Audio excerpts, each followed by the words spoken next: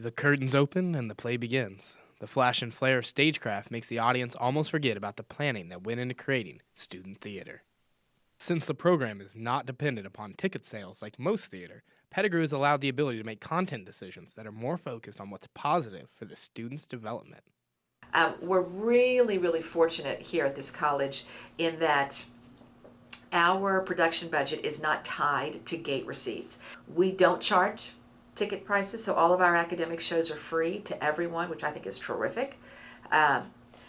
We don't charge tickets, and that also means that I'm not obligated to sell a season for an audience. My first priority is always with the student's education.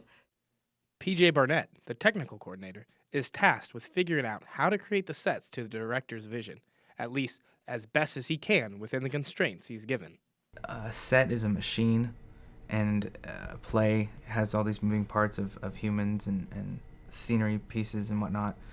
I talked with the director about how they want the machine to work, what they want it to do. You know, you don't buy a car if you're trying to transport lumber. You know, you need a truck. They're similar machines, but there's some very specific differences. I get that desire out of the director, and then I try and create a machine that fits within the world and the concept or the period, and then also budget, and more than anything is time. As another way to minimize the financial factors that tend to hamper theater productions, Barnett has to make sure that the theater shop is an efficient hoarder.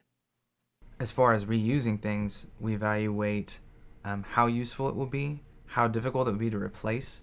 If I can go out to any store, Walmart, Target, whatever, today, and replace a prop or a piece of furniture, I'm less inclined to keep it because we have an exceptionally small storage facility here. As the shop attempts to create the director's vision on stage, actors are selected through casting calls to fill the roles that will bring the sets to life. And once we got cast, we kind of met together, the cast did. We read through the script, we played around with it a little bit. And for the first time since they started this show, they had a guy cast as Dunya, who is Piotr's wife. And he's a friend of mine from acting class, so that was a lot of fun. He really brought some different practices being a guy and seeing the world differently, just a little differently than a girl. It was a lot of fun. Live theater creates a connection with the audience that few other mediums can offer. As long as that remains true, people will continue to come to the show, and the stage will continue to delight those who decide to take a seat. I'm Mackenzie Moore, reporting for JCAV News.